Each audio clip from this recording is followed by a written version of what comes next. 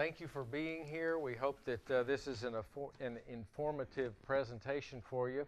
It's my pleasure to introduce Richie Collins, who is with Horizon Financial.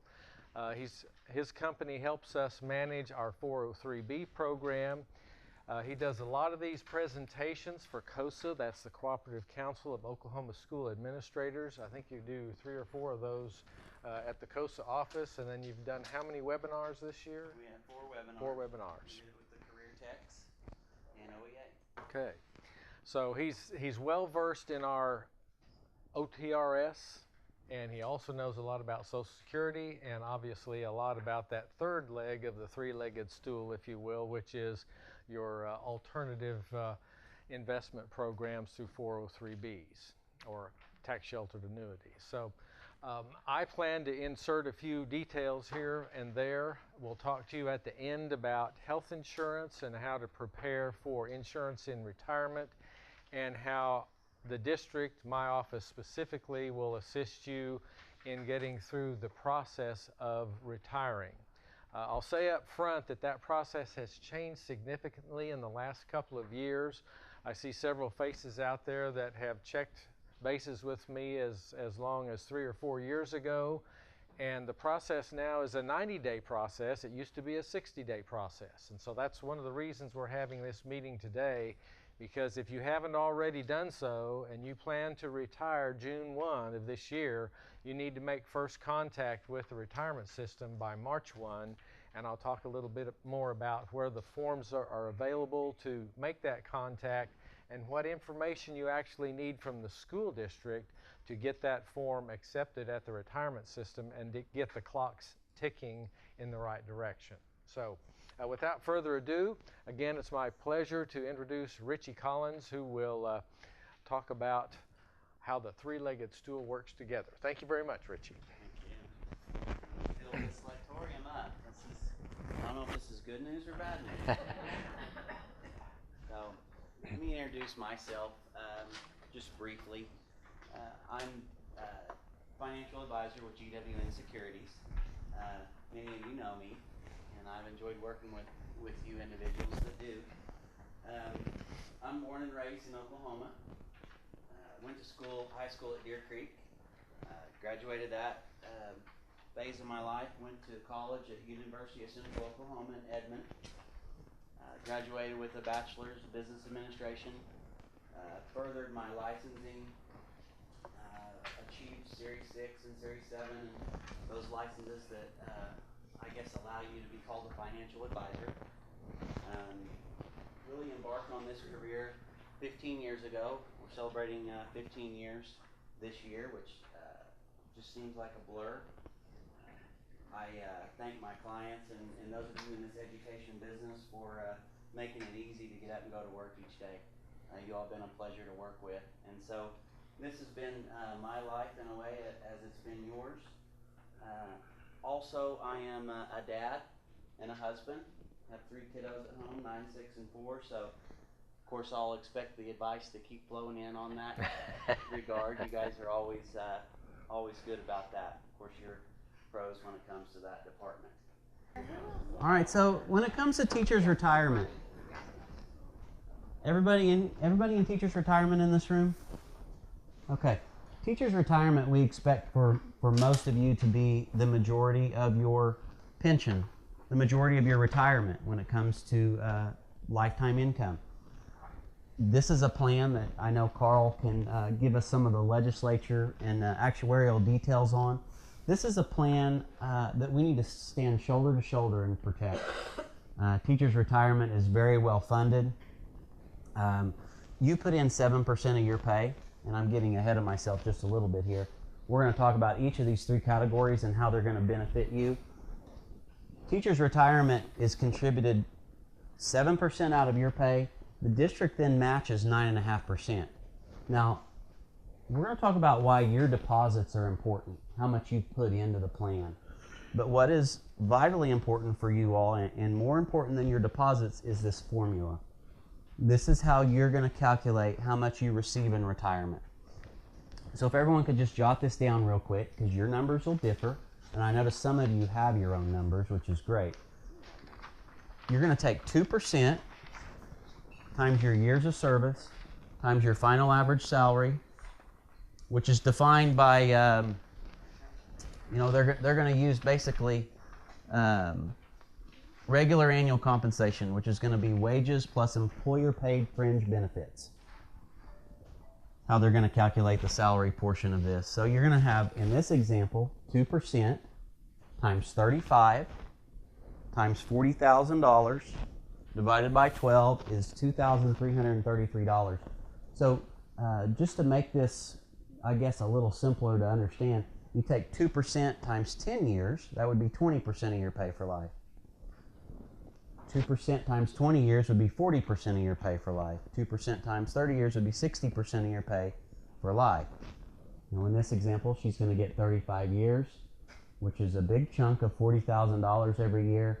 It's going to give this individual $2,333 a month for the rest of his or her natural life.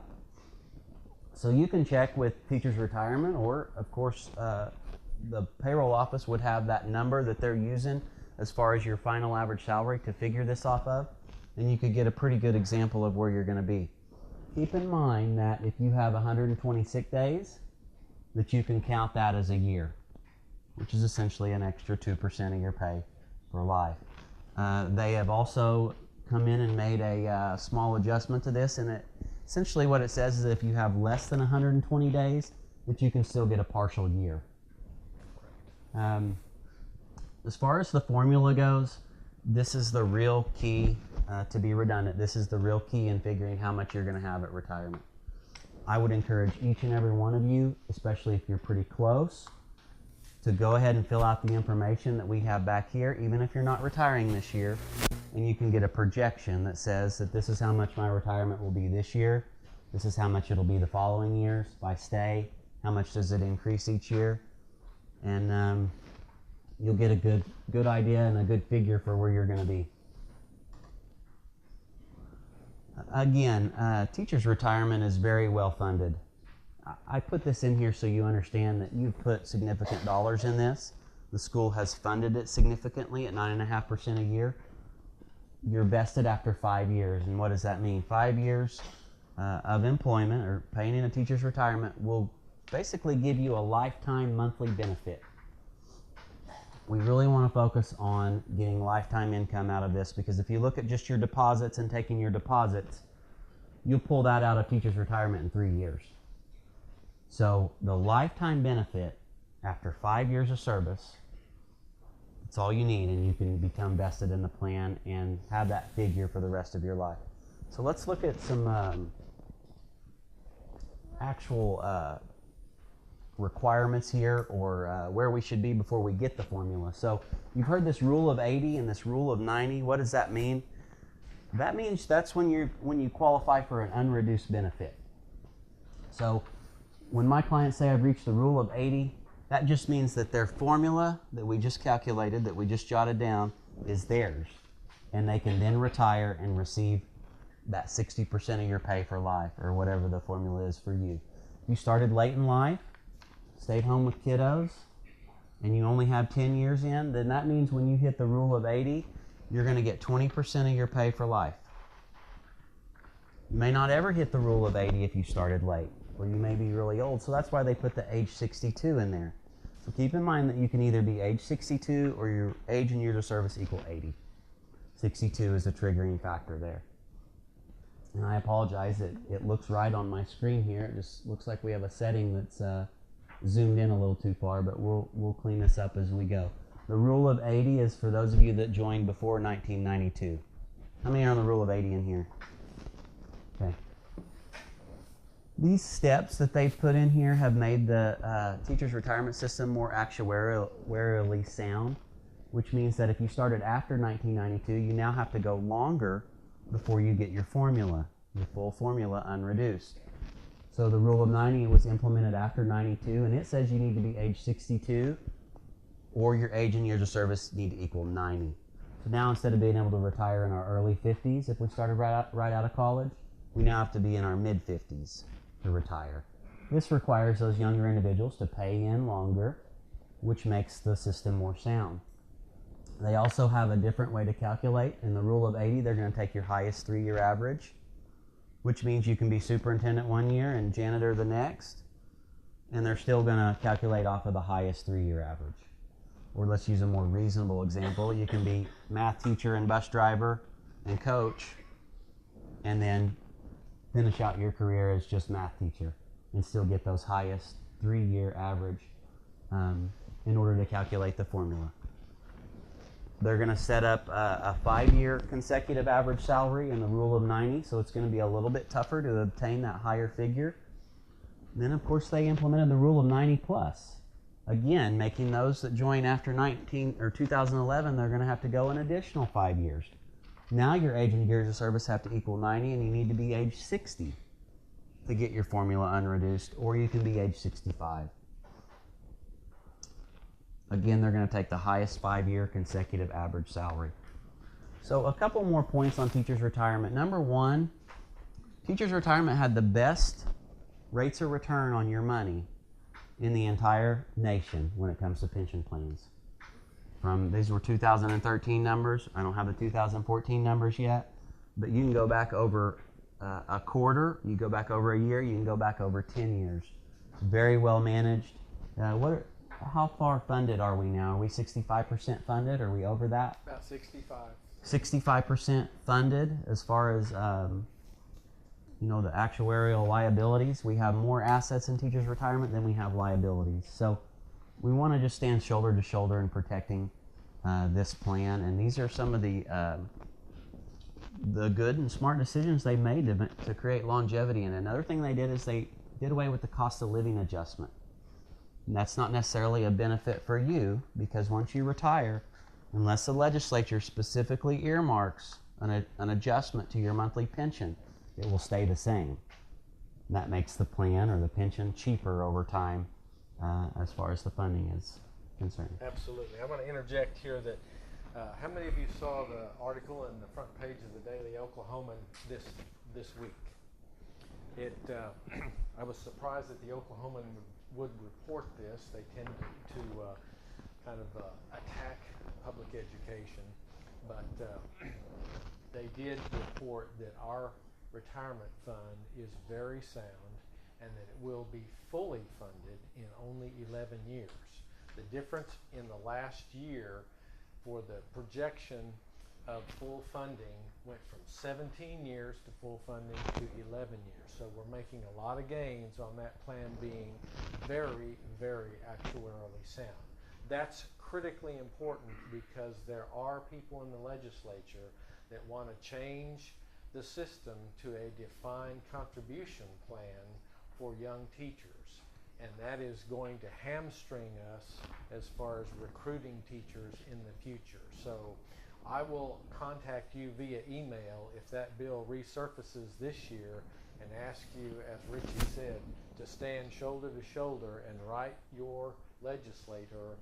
We don't want any part of a defined contribution plan for teachers starting now. They're going to grandfather all of us, but think with me if you will. We all know that educators are not highly paid, but we do have an excellent retirement system. The pension plan that we have is a good one, but it won't be that way for new teachers that start out on a defined contribution plan, which is simply a savings plan. It can be proven that over time, a large group investing together will do much better in terms of rates of return and what they can do for their membership. So please help us stand together if this comes up again in the legislature. They did it to OPERS last year. OPERS became a defined contribution plan last year for all the new employees. Hopefully that won't happen. We won't have to fight that battle. We've been assured by the leadership that it won't come up this year, but we've been told those kind of things before. So if you get an email from me asking for your help, please email your legislator. Thank you. Sorry. Yeah, that's our soapbox. I mean, the point is it's very well managed, and the appropriate steps have been taken to give this a lot of life in the future. Fully funded in 11 years is amazing. It is. And one last thing, prior to some of these changes that have been made, prolonging benefits, reducing cost of living adjustments. Prior to that, the term infinite was in the actuarial figures. The liabilities were going to be infinite. They couldn't even calculate them because they went so far out into the future. So some of these changes have really given us a true goal and a timeline in order to be fully funded. So deserves to be bragged upon. All right, so let's get down to the nuts and bolts of this. When it comes to actually picking your numbers, picking your choices, you'll be given 5 options with Teachers Retirement. Maximum option, option 1, reduced annuity, option 2, which is the 100% joint survivor, option 3, which is the 50% joint survivor, and option 4, 10-year period certain. I think, of course, if we look at numbers again, it makes better sense for everybody. Of course, most of us are visual learners. Remember when I said that your deposits were important for one very specific reason? Your deposits are important for your beneficiary. And so when we look at the teacher's retirement options, this column 1 is the member's options, in this example, for the rest of the member's natural life. Remember, no cost of living adjustment unless the legislature earmarks it. So if you choose the maximum option, $2,333 a month, in this example, you will get that check monthly for the rest of your life. So how does this affect the beneficiary? Well, the $70,000 represents the amount of your deposits. They call that member deposits or plan contributions. Can't remember on the intent to retire, but it'll say total deposits or member deposits, and that's your money that you've put into this plan. The first thing that occurs when you choose the maximum option, they're going to do what they call a drawdown, and they're going to pull your monthly check out of your money first. So that $70,000 will be gone in 30 some odd months with the maximum option. What does that mean? Doesn't mean you run out of money, because remember, you're going to get your check for the rest of your life. What that means is that if you pass away in year 4 or 5 of retirement, there's nothing left for a survivor. There is a $5,000 death benefit with teachers' retirement, but it's taxable. So we see people assign that to a funeral home or use that for a burial policy, but $5,000 is taxable, doesn't go very far. Be very careful with the maximum option. Remember, they're going to pull money to pay you monthly out of your deposits first. Once your deposits are gone, you get the pension money the rest of your life. That does not change, but beneficiaries would receive big fat zero if you lived past that 30 some odd months. Now, if you passed away within that period of time, they would give you the remaining balance on that $70,000. So what is option 1? Well, option 1 is what they call the reduced annuity option. So for $5 a month less than your maximum option, they will withdraw $583 a month out of your $70,000. So what that means is that makes your $70,000 last for up to 120 months, approximately 10 years in this example. So for $5 a month, I think it's good insurance. I don't mind stepping out and saying that, to protect your $70,000. So if something happened to you in year 6 or 7, there would still be far more than $5,000 left. We would need to calculate it by taking 583 times 72 months and then pull that figure from the 70,000, and that's what would be remaining. We see a very similar option in option 4. That's called the 10-year period certain. So in option 4, you're going to be looking at 120 payments of $23.09. It's going to cost you $24 a month from the maximum. This is basically insurance. $24 a month. The $23.09 is what you get for the rest of your natural life. If you passed away in year 6, in this example, month 72, then your beneficiary is going to get another 48 payments, 4 years of the $23.09. So the maximum option doesn't provide anything for a beneficiary after 30 months, 30 some odd months. Option 1 and option 4 does not provide anything for a beneficiary after 10 years. So option 2 and 3 are where we really get into the beneficiary the bigger dollars for your beneficiary. Option 2 is the 100% joint and survivor benefit. Something happens to you with option 2, your beneficiary gets $2,174 for their life. So now as a financial advisor, we're able to plan for that income over 2 lives. $159 is very reasonable, a very reasonable cost, a very reasonable amount of insurance to provide $2,174 for 2 lives. Remember, the $159 is the reduction from the maximum. Everything's figured off of the maximum. If your beneficiary predeceases you, then you go back up to the maximum option. You no longer pay the cost of the insurance, the $159 a month. In option 2, your beneficiary can be a spouse or anyone that's within 10 years of your age. So a spouse, any age, or a non-spouse that's within 10 years of your age. So if it's a non-spouse less than 10 years, then this option is not available. They will know that because you will put this down as a joint annuitant. That's code word for beneficiary on that information verification form we're going to talk about in a minute. Joint annuitant is code word for spouse, loved one, beneficiary. There was one other point on option 2 that I was going to make. It'll come to me in a minute. Are those percentages, or is that a flat amount? That was the point. Thank you. This is based on a beneficiary that's very close to the member's age.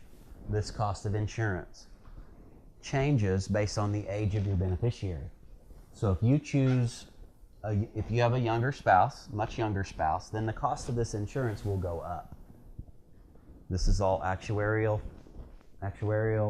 figured. Option 3 is very similar, except you get 50%, or the beneficiary gets 50% of $2,251.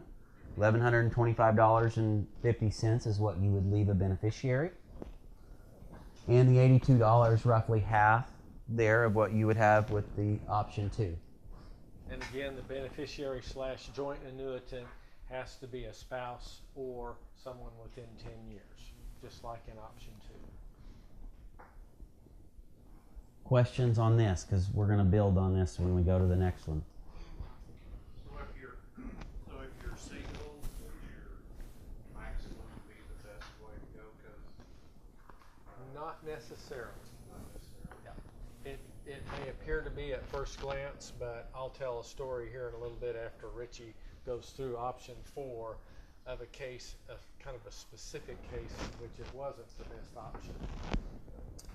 Yeah, if we just get my handy calculator out and we look at 583 times 72 months is $41,976 you would have pulled out of option 1 in 72 months, 6 years. Minus $70,000 would be $28,000 left as a beneficiary benefit if you passed away in year 6. So we're insuring against a premature death here. If we compare that to, say, option 4, if you pass away, instead of $28,000, they're going to get $2,309 times 48 months.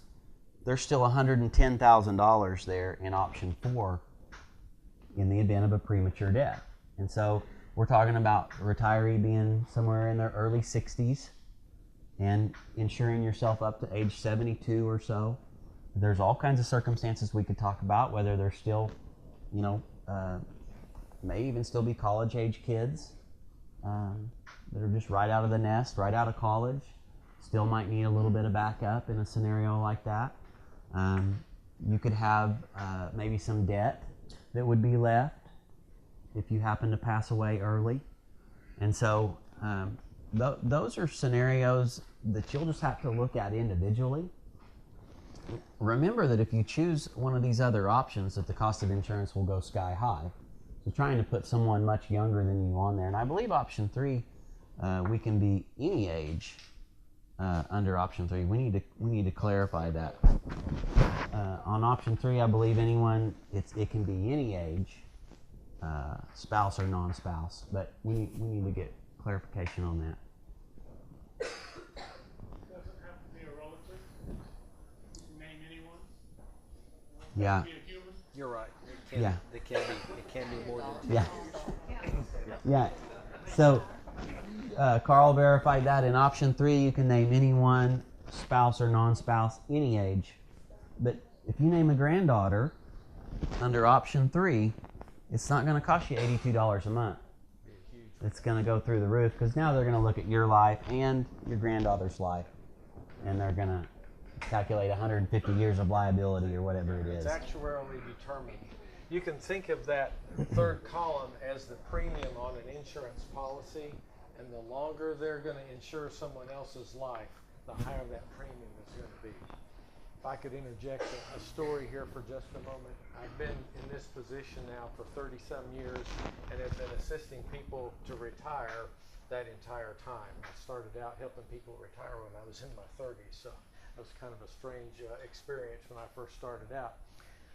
Over the years, I've run into lots of individual circumstances, some of which are quite sad. This is a real case. We had someone that knew they were going to pass away very early in their retirement.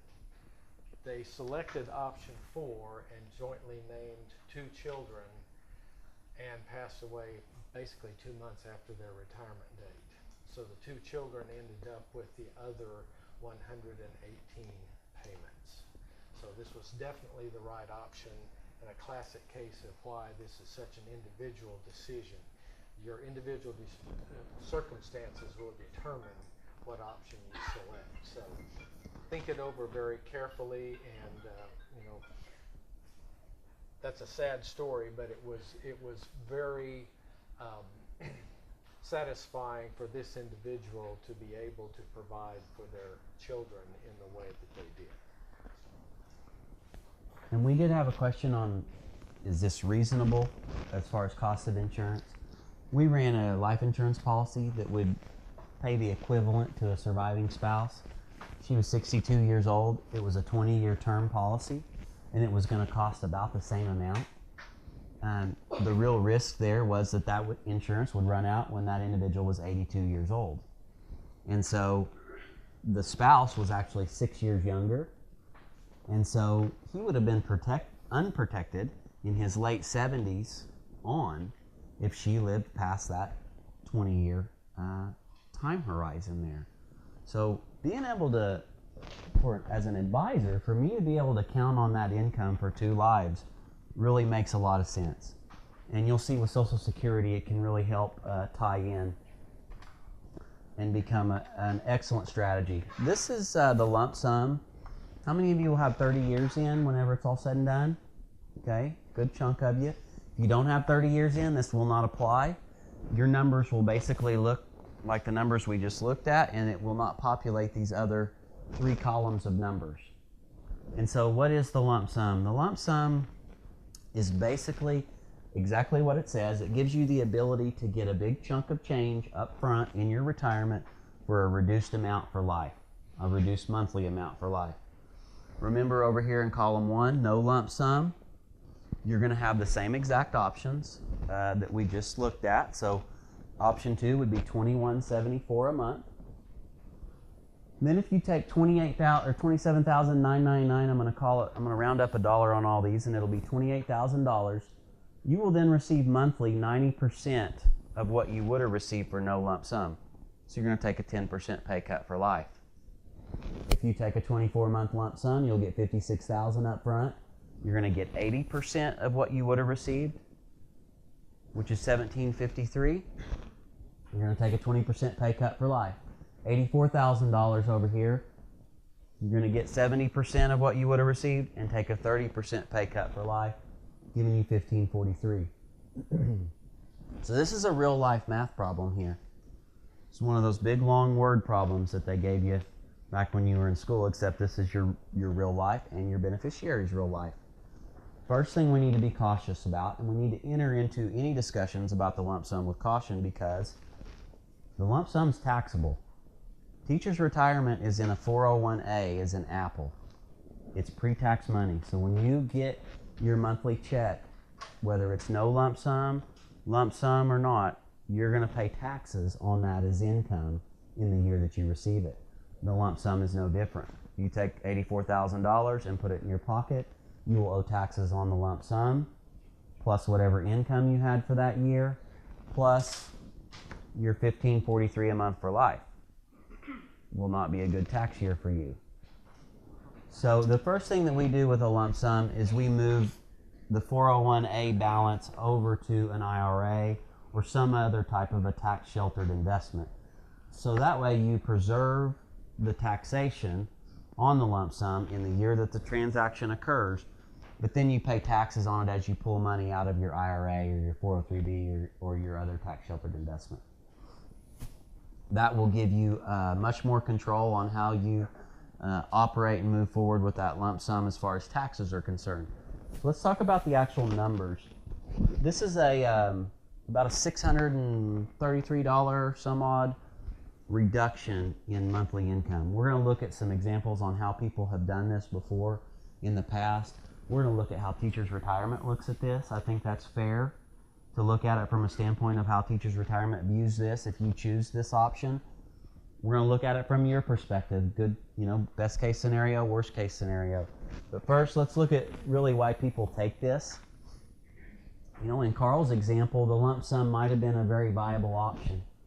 That individual, if they had 30 years in, could have taken a lump sum and left it for legacy, which is the next slide. In a lot of our circumstances, we're really looking at flexibility. Flexibility to travel, or maybe a cost of living adjustment, looking at bridging the gap maybe to Social Security, or bridging the gap to retirement where they can actually retire and then get a second part-time job.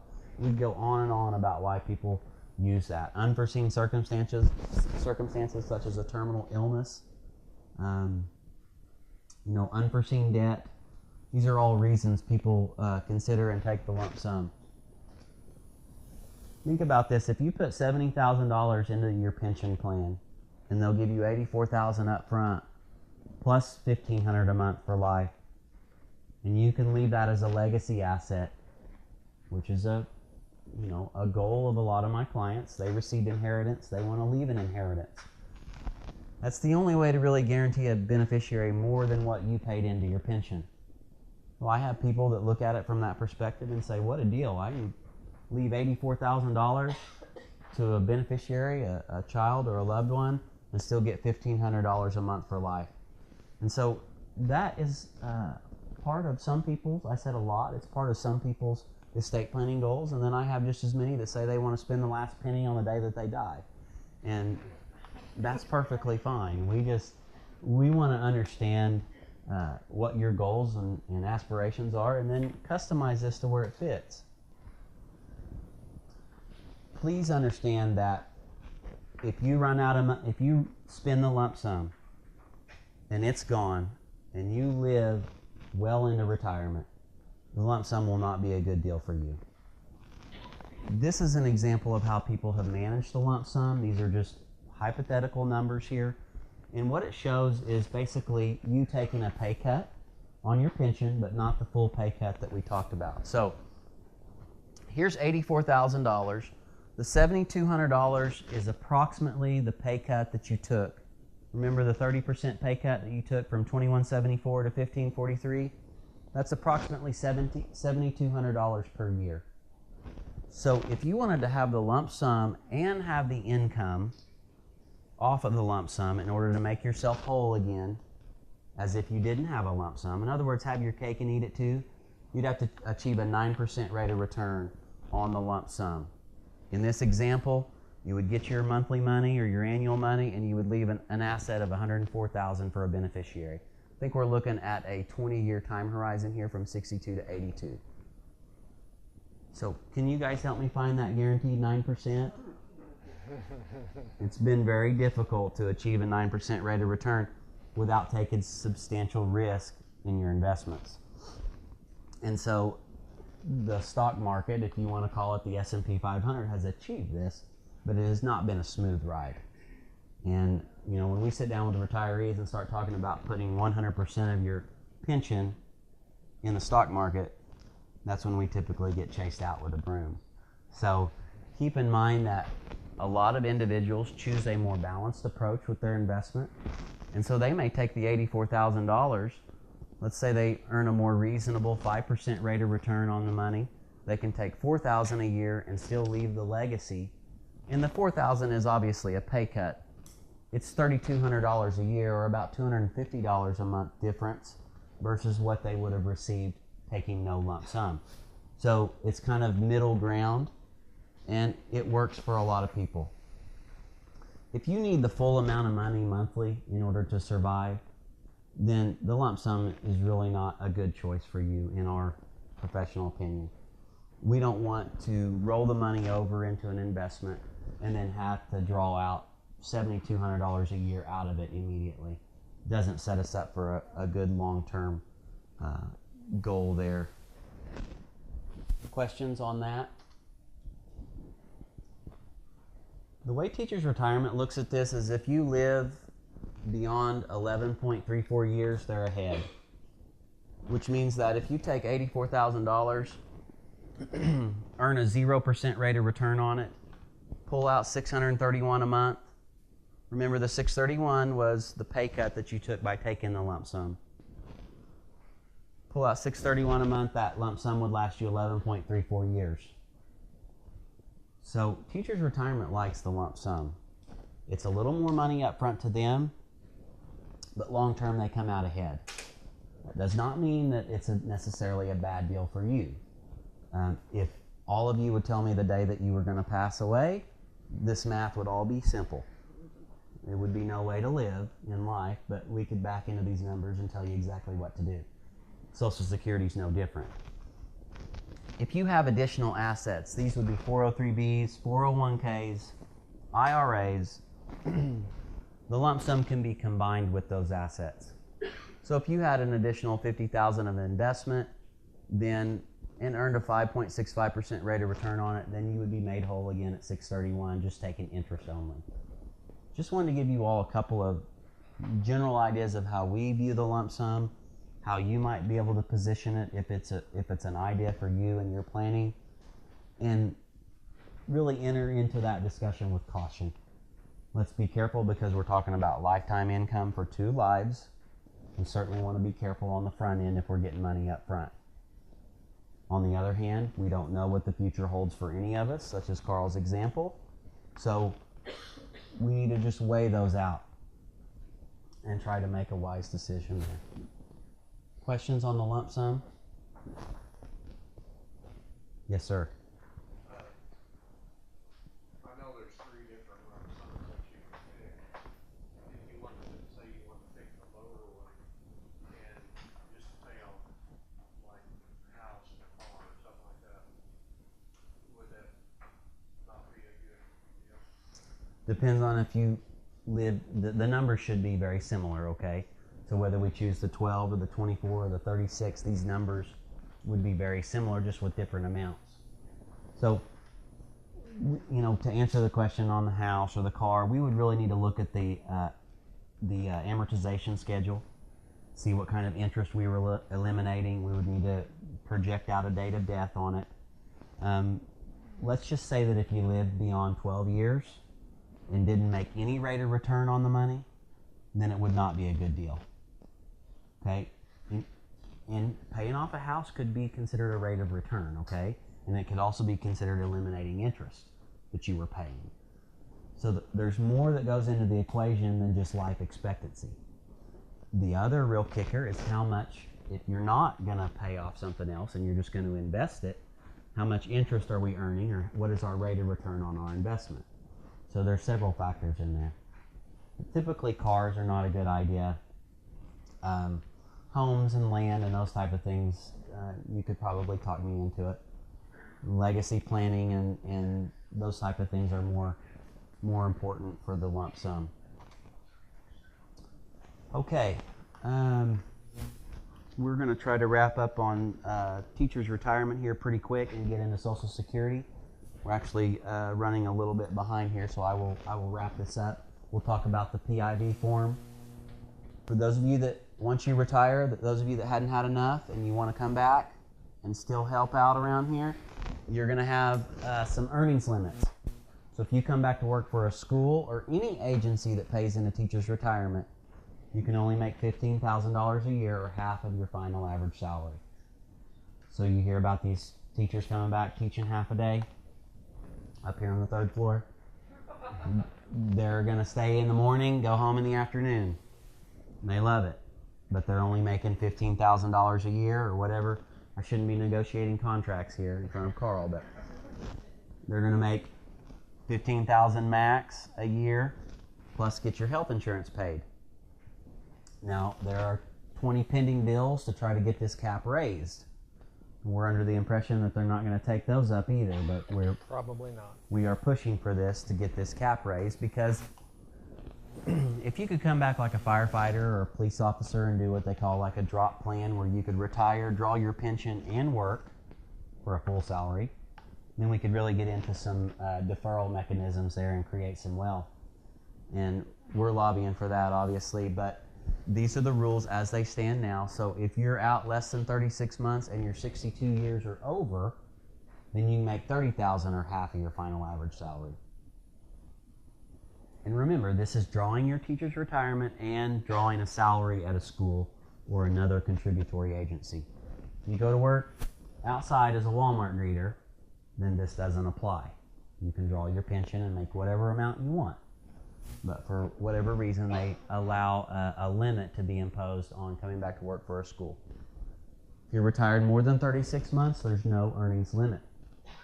So those that can tough it out for 3 years can come back and negotiate whatever contract you want. Carl will love to have those discussions. Okay, do you want to Sure. talk about this? I did provide as one of our handouts a copy of this document, which is the PIV, or Pre-Retirement Information Verification Form. This can be found on the Retirement System website, which is, you got your notes taking materials, www.ok.gov/TRS. Once you get on there, depending on your computer security system, you may have to accept this as an acceptable website, and then it will allow you to fill this out online and print it off nicely and neatly. And then you can send it into the retirement system. You will also need to contact me and request a copy of your current sick leave to go with it, if you are pretty confident you have 120 days or more of unused sick leave, because then they will include that extra year in the calculation. Now, something that Richie mentioned earlier, starting last year, if you don't have the 120 days of unused sick leave, you will get a partial year credit. Let's say you have 80 days of unused sick leave. Then you'll get 80 120ths of a year of service credit added into that calculation formula, okay? So don't feel like you're going to miss out any longer if you don't have the full 120 days. But if you do, then you will, and mark this on the form, then you will need to attach a copy of a sick leave report with my signature that verifies this before they'll include it in the calculations they're going to send you with your retirement estimate. Okay, everybody clear on that? So if you pull this off the website, fill it out, and are ready to mail it in, contact me by email. I will run the report for you, circle the various cells on our leave keeping system, add them up to the total, and sign and date it. And then I'll scan it and email it to you. You can print it wherever, at home or at work, and mail it in with this PIV form. That starts the process. To achieve a June 1 retirement date, you need to pull this down, fill it out, get the sick leave form to go with it, and have it into the retirement system by March 1. Okay? Everybody clear on that? Do you have anything to add, Richie? What if they don't retire this year, Carl?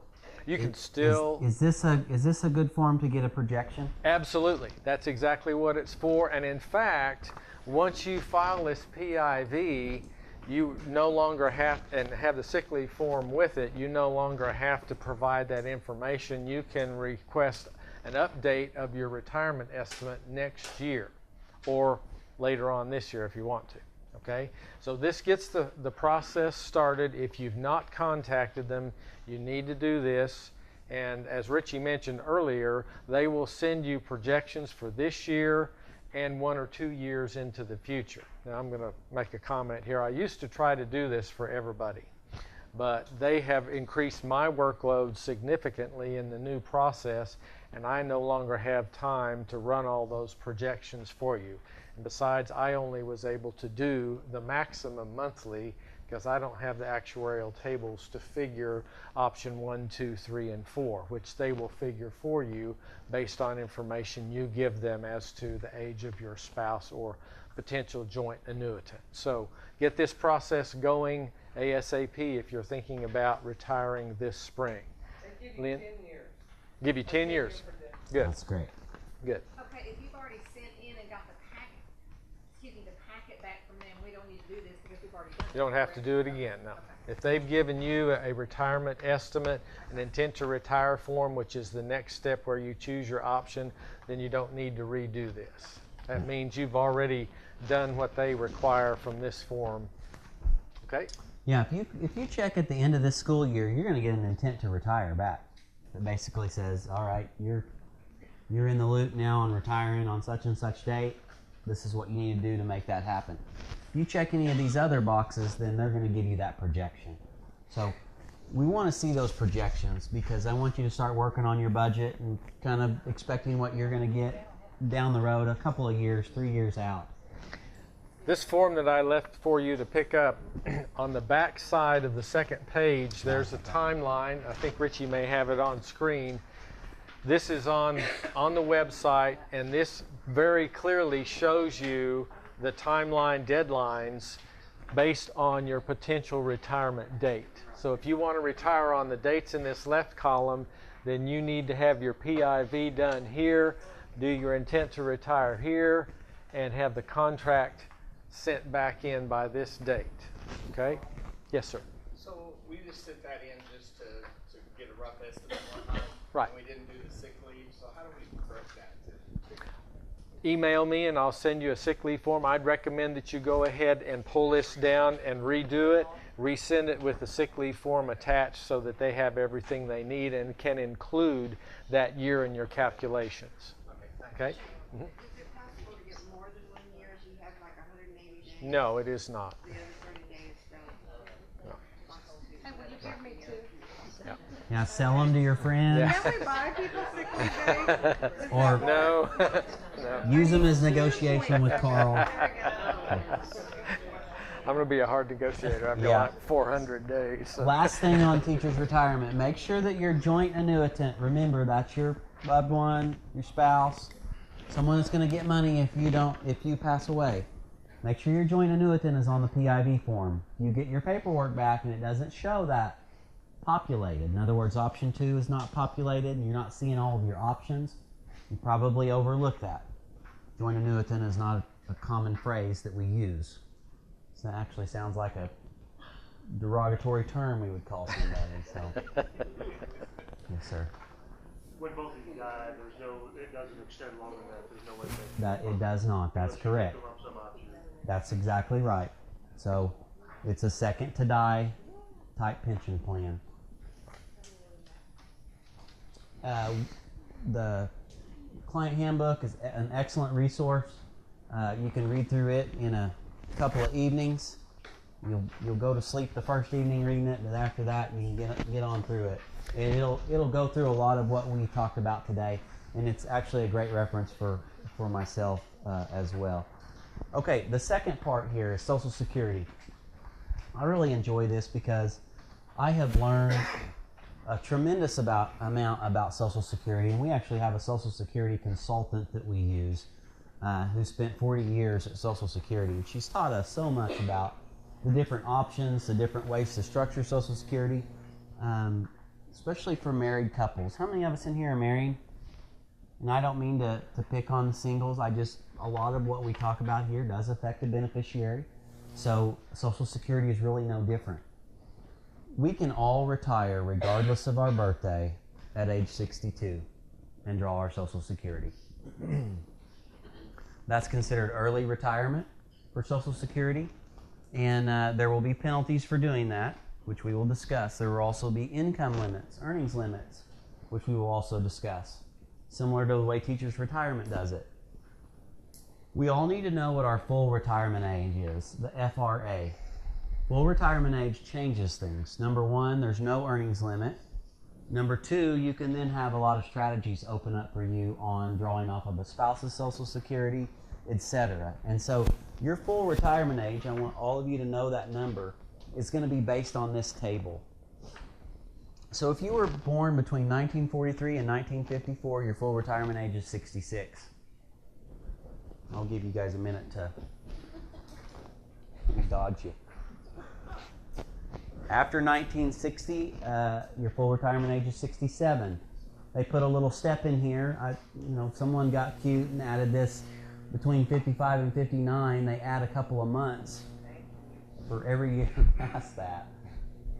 What that means is that you'll be between 66 and 67 before you reach your full retirement age. I would guess that actuarially, this did nothing to shore up Social Security, but it is something we have to keep track of now. And in all seriousness, they need to come in and add some steps after 1960, right? No different than the way teachers' retirement did. They have the rule of 80, the rule of 90, the rule of 90 plus. Well, Social Security was kind of on a good pattern here for that. But after 1960, they had stopped. So if we collect benefits at age 62, what does that mean? Let's use age 66 for an example for the FRA. You're going to take a 25% pay cut for the rest of your life. Remember, your spouse can draw your Social Security if something happens to you, and it's the higher of the two Social Securities. So when one of you passes away, you lose the lower of the two Social Securities. So keep in mind that if we draw Social Security early in life and take a 25% pay cut, that could also affect a spouse that's going to draw that same amount down the road. So, of course, the opposite is true if you wait. If you can wait until you're age 66, from 62 to 66, you're going to gain 25% a month for life in your Social Security payment. We'll look at some specific examples, but remember there's a cost to draw it before your full retirement age. Another thing that's important here is the earnings limit. Now, teachers' retirement had an earnings limit on your pension, so if you come back to work for a school, they're only going to let you make $15,000 a year. Social Security does that on drawing Social Security early at age 62, but it's working anywhere, all right? Now, these are W-2 wages. This is going to work, Walmart greeter style income. This is not teachers' retirement. So you can draw your teachers' retirement and draw your Social Security. These income limits won't apply. Remember, earnings limits apply to anyone under full retirement age. So for this year, 2015, you get $15,720 a year with Social Security. Every dollar over that, they're gonna for every $2 over that, they're gonna withhold $1 of your Social Security. Very punitive. One thing that people don't remember or fully understand is the year your full retirement age is reached, then you get a higher limit. So we were visiting earlier about someone who had a birthday in November. They were going to be 65, and then they were going to turn 66 the following November. So in this example, January to November, it's going to be 66 in November. So in January, when you're 65, to November, you can make $41,880. This is a key point that might help a lot of you when it comes to whether you're going to work and draw your Social Security and kind of double dip in a final year there before you actually draw your Social Security, or actually elect to draw it early and work at the same time before you retire. So the month that you reach full retirement age, there's no income limit. There's no earnings limit. Remember, earnings are W-2 wages. Questions on that? Okay. We bring up taxes for one very important reason. First of all, we are not tax advisors, and so the disclosure is we cannot give tax advice. But it's important for you to understand that Social Security could be taxable for you. Social Security will be taxable based on these tables. We're going to go through that. But teacher's retirement is also taxable, and your retirement account with me is also taxable. But none of those three entities know what those other entities are doing as far as taxes for you. So if you're not withholding taxes on your Social Security, teacher's retirement is not going to know that you're not withholding taxes over there, and they may give you the advice to withhold or not withhold. You may have a surprise in April. We don't want that to happen in your first year of retirement. Your wife might make you go back to work. So if you're single and you make up to $25,000, now remember, for taxation of Social Security, they're going to count all income. They're going to count your pension. They're going to count your investment income. They're going to count half of your Social Security for this calculation. So the base amount up to $25,000 is not taxable. 25 to 34,000, it can be up to 50% taxable. Above 34,000, all income from everywhere, including Social Security, goes over, including half of Social Security, goes over 34,000. Then you'll pay taxes on up to 85% of your Social Security. Same thing down here for married couples. Once you're over $44,000, 85% taxable. So keep in mind that you will be the individual that's going to have to coordinate that and tell them what the withholding should be. Okay, interject. On teacher's retirement, health insurance will come out, and we're going to talk about health insurance, which is why I need to zip it. It's all right. I'm working towards it. That's fine. We're almost there. Health insurance will come out of your teacher's retirement. Pre-tax is the way I understand Correct. it. So health insurance right now is about $400. And I don't mean to get ahead of myself here, but what I'm saying is health insurance will come out of your teacher's retirement check pre-tax. You'll need to calculate that. You'll need to calculate Social Security, investment accounts to get that withholding the way you want it. One point that I wanted to make, our Social Security office, I believe, has improved here in Enid on doing this, but we did have a few retirees within the last couple of years that when they filled out their Social Security forms and signed up, the office failed to remind them to fill out a tax withholding form. They neglected to withhold any taxes and had a very unpleasant surprise in that first year. So be sure when you do your Social Security to ask them, if they don't offer, to fill out a form to have a portion of your Social Security taxed. You'll get one of those tax withholding forms in your final contract packet from teacher's retirement. Okay. A lot of stuff to think about, we know. This is just piling on here, but this is important because spousal benefits can be very valuable to you individuals that are on Social Security. Spousal benefits were created back in the day when mom didn't go to work. Dad went to work all these years. Came time for mom to retire. Mom didn't have any Social Security. So the law says that mom can get 50% of dad's once dad files for Social Security. And so here are some of the rules. Number one, dad has to file. I'm going to use mom and dad as an example just because it's easy for us to keep it straight. If you want to draw spousal benefits, dad has to file first. Then if mom is married at least a year to dad and is age 62, she can draw up to 50% of dad's benefit. Let's use a couple of examples. Let's say mom, her benefit is $300 a month, dad's benefit is $1,000 a month. The rule is that mom has to draw her benefit first if she's under full retirement age. Dad has to file, mom has to draw her benefit first. Mom draws her $300 a month, she can then get up to $200 more a month on dad's benefit, up to the $500 a month. Dad was $1,000, mom was $300, she gets an extra $200 a month, up to the 50%. Let's say her benefit is 0. She didn't pay in enough to get Social Security. She can then go in after dad is filed and apply for up to 50% of dad's benefit, or $500 a month. So earnings limits are going to apply on this because you're under full retirement age, and reductions are going to apply.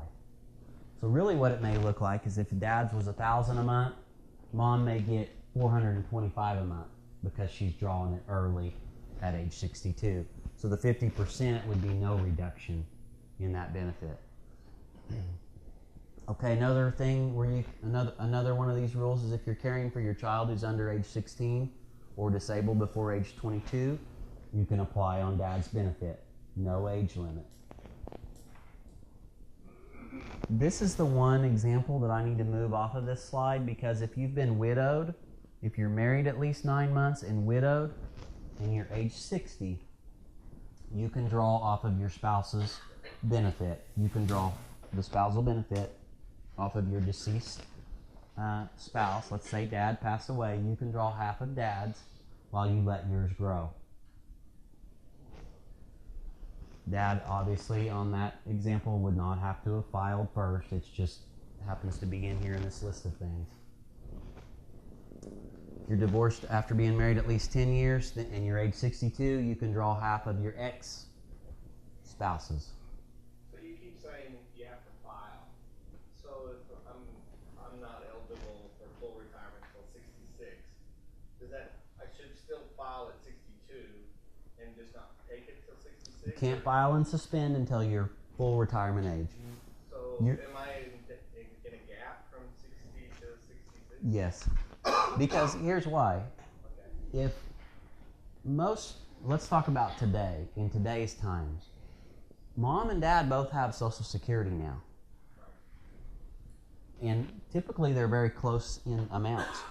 Unless dad just made a ton more money and mom didn't have a lot of work history, they're very close, similar in amount. So if dad's is $1,000 a month and mom's is $800 a month, mom's not going to get any spousal benefit because they're going to make her draw hers first. She's going to draw her $800 a month.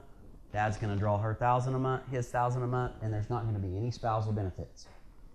So this really only applies in a situation where mom made substantially less or didn't have any income at all into Social Security. Now, what you're talking about is a slide ahead here, and it changes when you get to be full retirement age. So here's a couple of reasons to wait to full retirement age. Your Social Security is going to gain 6.5% to 7.5% a year for each year that you don't draw it out. And so from age 70, or from full retirement age to age 70, it's going to gain 8% a year. So we're talking about from age 62 to 70, your Social Security is going to grow to about 57% more. Remember when I said I need 9% guaranteed rate of return? This isn't quite there yet, but this is getting pretty darn close. These are good rates of return on people's money. And I know a lot of you are already saying, hey, Rich, wait a minute, we're cheating death here by doing this. And so it comes back to, if you can tell me when you're going to pass away, then we'll get these numbers right every time. But I have a little caveat in here that's going to help us on that break-even calculation that we used to do. Once you get to be full retirement age, you can then draw off of a spouse's. Mom can draw off of dad's without filing her own first. So that example makes perfect sense where dad files at full retirement age. He suspends. He doesn't take his Social Security payments. Lets his grow to 70. Mom comes in and draws half of dad's and doesn't draw her own first. She's getting half of dad's and hers is growing and dad's is growing. So she drops first, the party's over, right? Yes. Yes. Now there's examples where if mom is not the full 50%, then at 66 she can come in and get more of an amount there. And there's a bunch of examples we could get into. We won't have time tonight. The reason we look at these things is because we want to maximize what a surviving spouse has in retirement. So obviously, whether it's Heather and I or any of us, we need to plan on one of us passing away and leaving the other to survive. And so waiting to full retirement age obviously builds your Social Security up. That allows, if it's my wife, it allows Heather to jump onto my Social Security, and you lose the lower of the two Social Securities.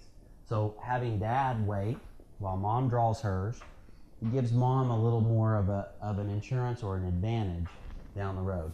Okay, last slide, I promise. I'll hand it over, and I know it's hot in here. I'm sorry about that. This is John and Mary. This is a flip example of what we just talked about. In this example, Mary draws her Social Security at 62. She draws $1,261 a month. John and Mary are the same age with the same work history, just so we can keep the math right.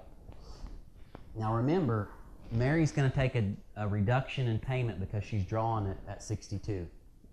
She will not receive a cost of living adjustment unless it's specifically earmarked. So she should count on $1,261 for life. Now what John does is he doesn't draw his at 62. He waits. His grows from $1,261 to $2,217 at age 70. Now normally I would sit down with you all and I would say, all right, John, you're going to get up $121,000 by not doing this. And you're going to have to live 126 months to break even. You're going to be an old man before you break even on it. Do you want to take that risk? 2217 would get you up there a little bit faster. Social Security is going to look at paying you the same amount whether you draw at 62, 66, or 70 because they all know when we're going to pass away, approximately. John's going to give up $121,000, but what he does is he comes in here at age 66 and he restricts onto Mary's record. And so $840 is not half of $1,261 bucks. $840 is half of Mary's age 66 amount. So if Mary would have waited, she would have had $1,680 here. She didn't. That's fine. But it gives John no punishment because he waited to full retirement age. Even on his spousal benefit, he's getting the full benefit here of $840 or half. So that's $40,000 that John picked up in this calculation, and it made the break even somewhere around age 77 instead of way down the road, 126 months. I think you all get my point. Look at those spousal options. Look at your husband. Look at the wife, mom, and dad. If you want me to help you look at the numbers, I will. I can look at the teacher's retirement numbers. We don't even have time to get into retirement accounts tonight, but that's kind of my passion. So if any of you all want me to help you with those, individual accounts, there's things that you need to be aware of when you retire, how that'll affect you long term in dealing with the school district. We have ways to cut the middleman out. I'm the middleman, by the way, and so I encourage it. I really do. It just adds bureaucracy and red tape. Carl, let's talk health insurance. Okay, real quickly, I encourage you to read through the handout that is entitled Preparing for Health Insurance in Retirement. I will assist you in completing. How many of you, by the way, are insured with Health Choice or one of our umbrella plans? Okay. Part of the final enrollment in retirement packet will be a single sheet that advises you to see your insurance coordinator. That's me and my department. We will assist you in completing your retirement insurance application form, and we actually file it for you. But that'll be part of the final contract packet that you receive from Teacher Retirement. If you are to the point of qualifying for Medicare, then we will also assist you in filling out the Medicare supplement policy, which basically involves a second form besides the simple insurance and retirement form. You will be able to receive Medicare Part A at age 65. And if you're that age, you've probably already got a notice that you're eligible for it, and it's there if you need it. It sits in the background. As long as you're employed with us, we are your primary insurance and will pay claims. If there's any left, then Medicare may participate in that. Once you are ready to retire and go on the Medicare supplement, you need to make certain that you, at the same time you're doing your retirement papers, that you contact Social Security and apply for Part B. Part B dovetails then with the Medicare supplement in Health Choice, which will provide basically all the coverage that you need, including pharmaceuticals. Just as an example, a case close to home, my father was a retired teacher. He spent the last 8 years of his life fighting Parkinson's disease, so he accumulated huge amounts of medical bills. Basically, with Health Choice and Medicare, there was very little out-of-pocket expense. We did buy an extra policy that covered ambulance rides, and he made several in the last 3 years of his life. But basically, you'll be very, very well covered if you dovetail Medicare Part B application at your retirement date, and then buy the Medicare supplement available in Health Choice. Now, if you're under age 65 or 66 and are retiring this spring, then you may be just simply enrolling in the Health Choice retirement for retirees, which the premium is exactly the same. The raw premium is exactly the same as what it is for active employees. The difference is that you pay the premium instead of the district paying it for you, and then Teachers Retirement provides a payment towards that cost of somewhere between $102 and $104 a month. So you can take the nearly $500 premium and reduce it by $102, and then that will be what your premium will be as a young pre-Medicare retiree. Emphasis on the young there.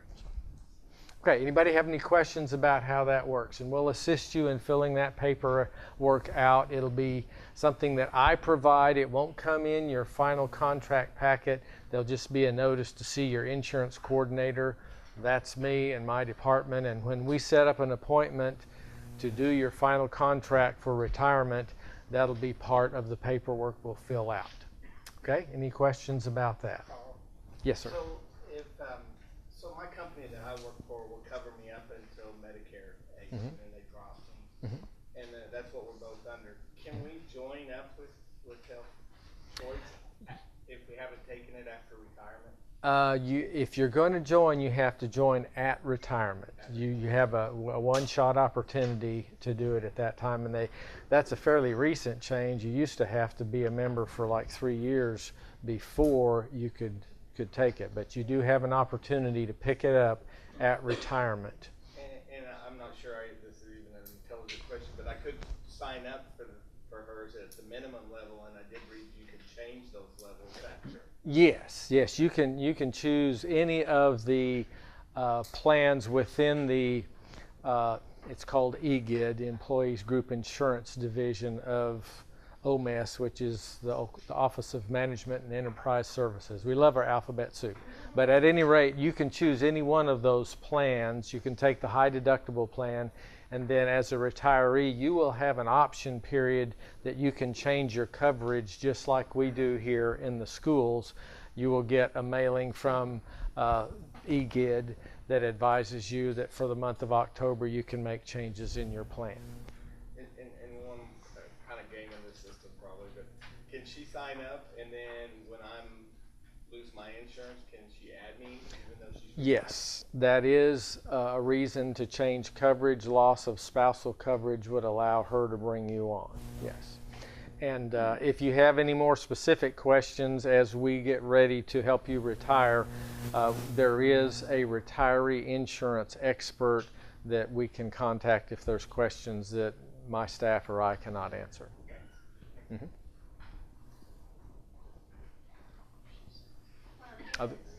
Other questions?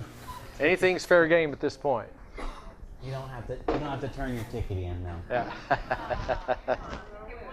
But you can take a roast beef sandwich with you. Yeah. Yeah. I'm so sorry about that. We did not mean to offend. Thank you all very much. If you have other questions you think of later, don't hesitate to email.